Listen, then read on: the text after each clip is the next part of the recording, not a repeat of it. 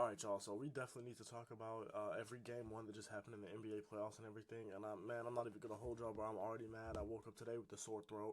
I woke up yesterday and the damn one of these damn beasts of a damn dog pooped on the damn bed. I mean, no, oh, hell, not on the bed, on the damn floor. So I'm just it's been tough the last few days. So let's talk about all the games. And I'm mad too because why was every damn game a blowout except for kind of the Knicks game and then except for the damn Thunder game last night too. There was one game a day that was damn good. The rest of the games didn't weren't good.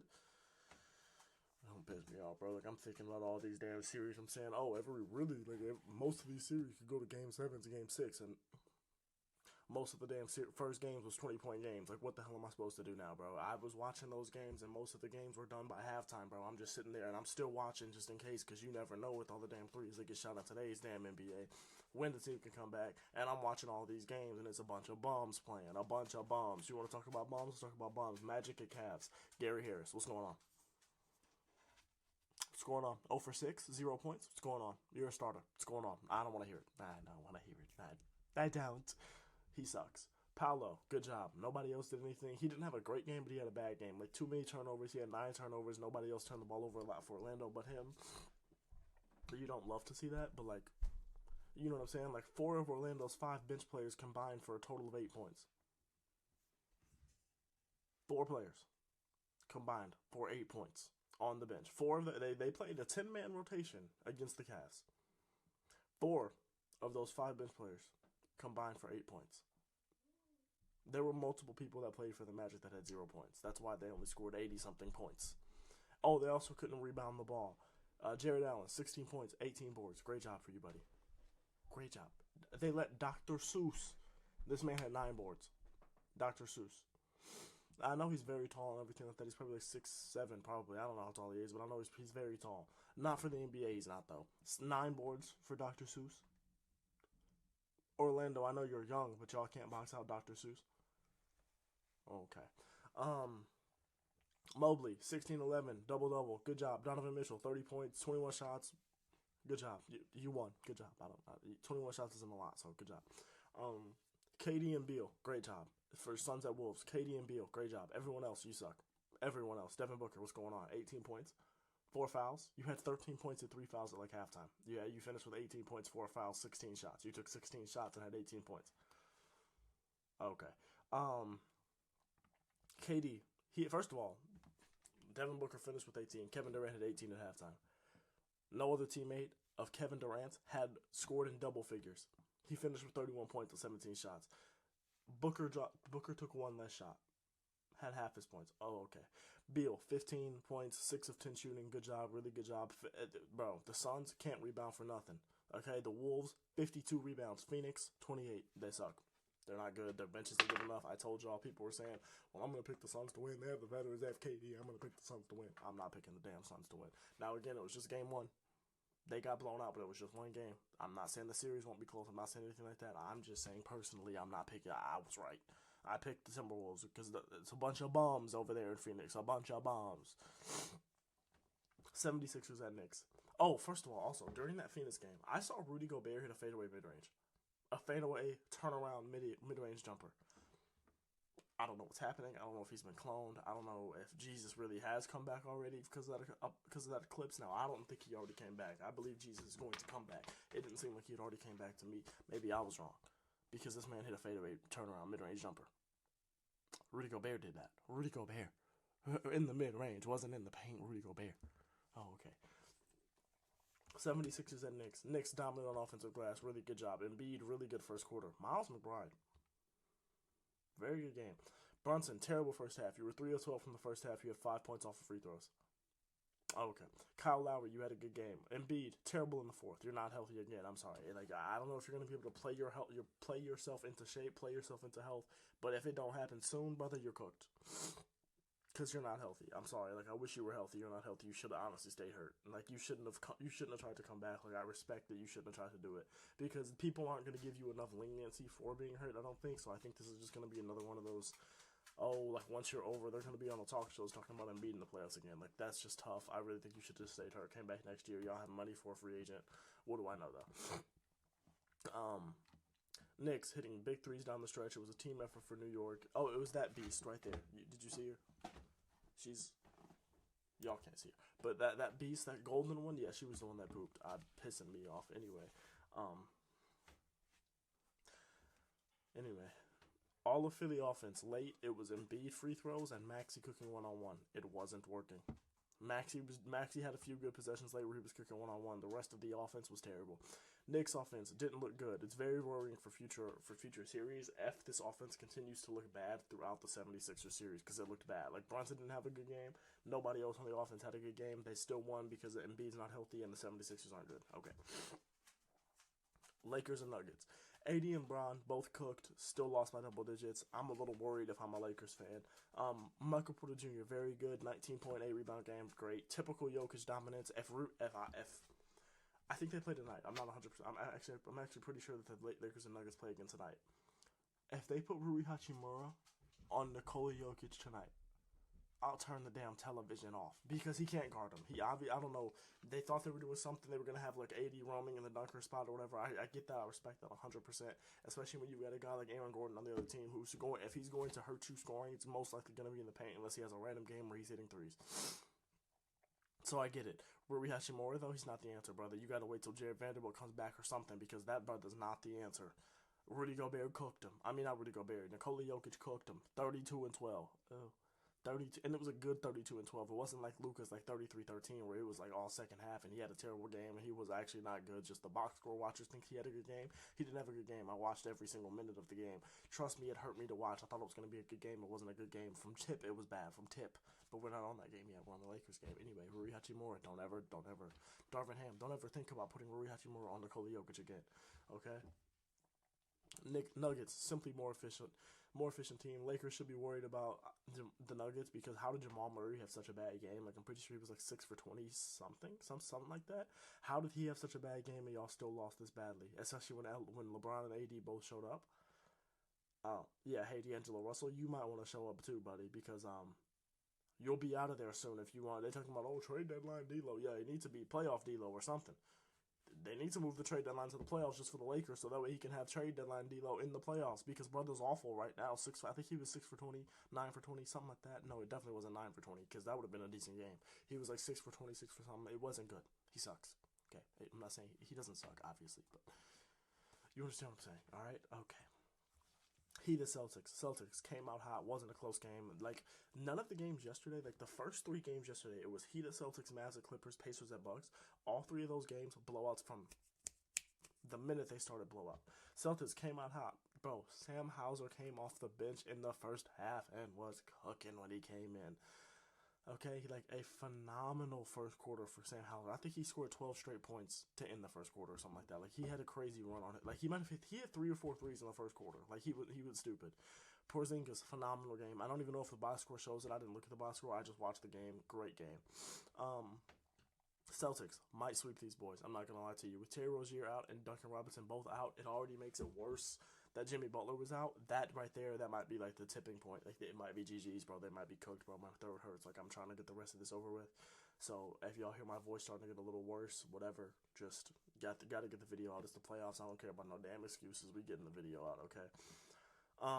Unfortunately for Miami, they're just too injured to make this an interesting series. You know what I'm saying? It's really not too much they can do. Like, from what I was looking at, it was like, yeah, just good luck. Like unless you get some guys back from injury, good luck. Like, I don't know what to tell you. Heat went on a decent fourth quarter run. It wasn't enough. Like, they got dominated as a team. Celtics dominated them. Tatum had a good triple-double, but he didn't have to do too much, like, offensively. He didn't have a super efficient game. He had a good triple-double, though. Like, he didn't need to do anything MVP level for them to win this game. It was just a dominant game. Mavs at Clippers. Zubats.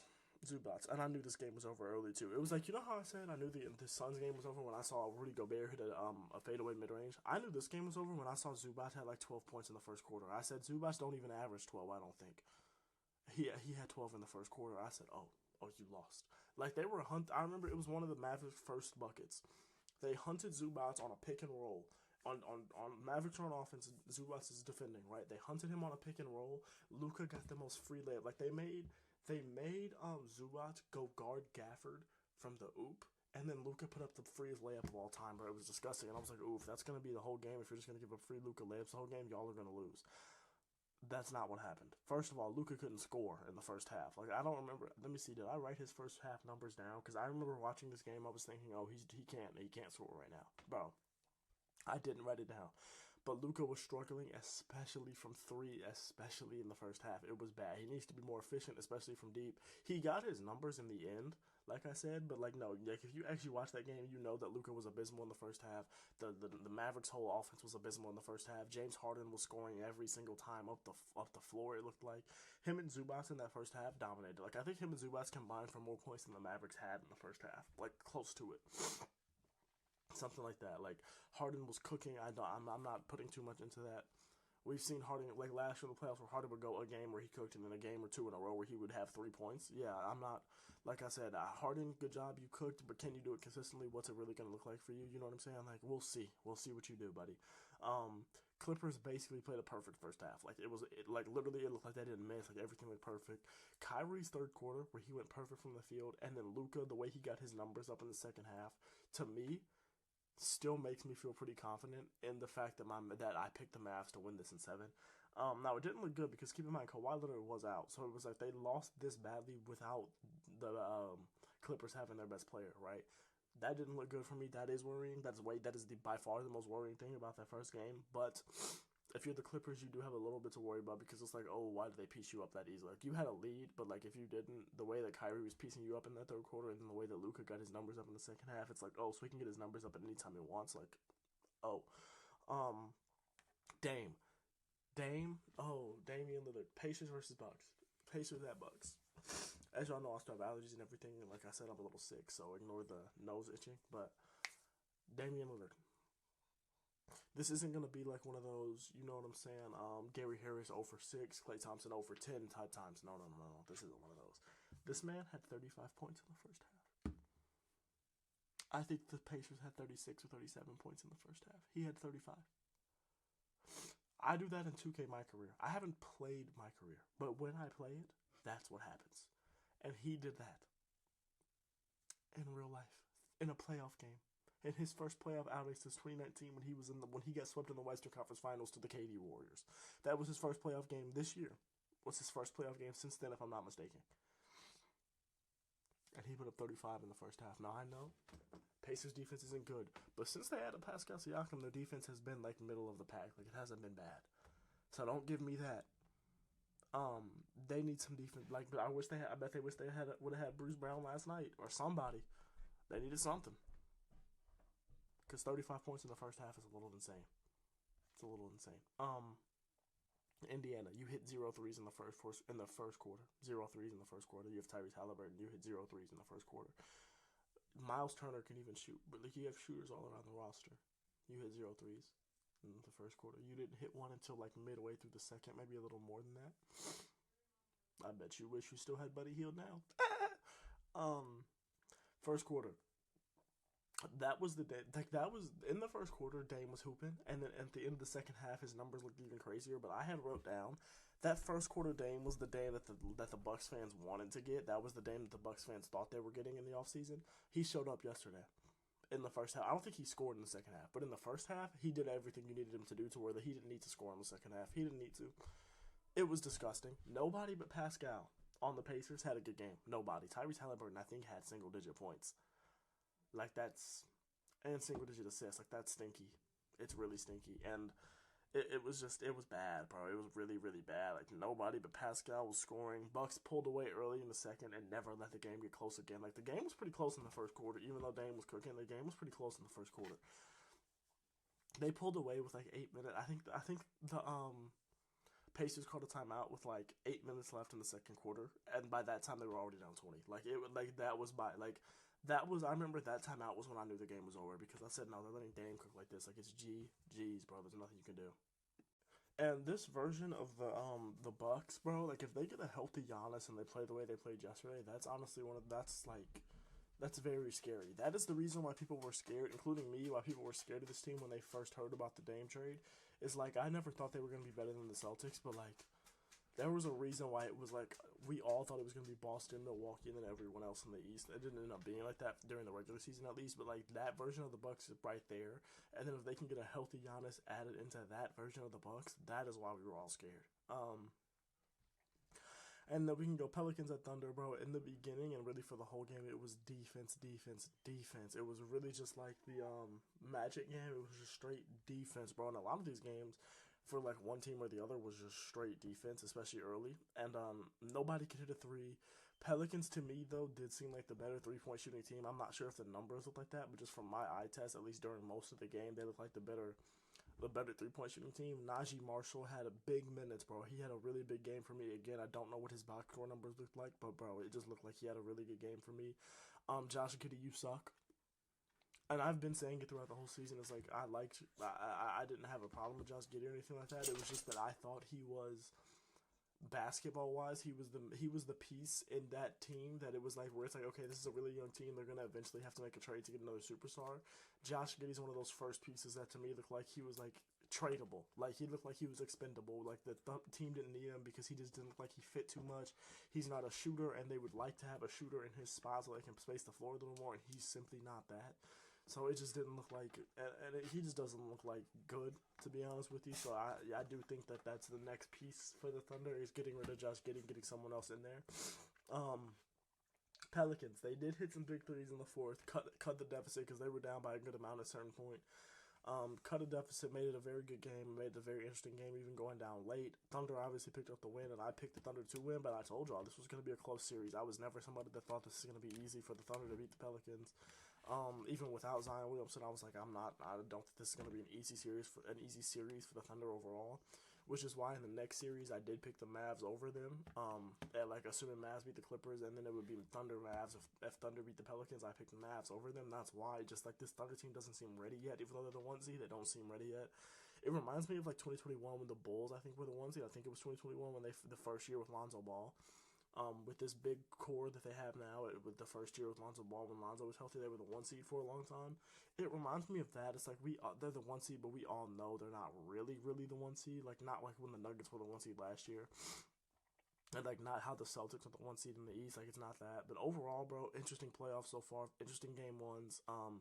Biggest surprise to me so far was how the Clippers handled the Mavs, because that really wasn't ever a close game, and I expected it to be.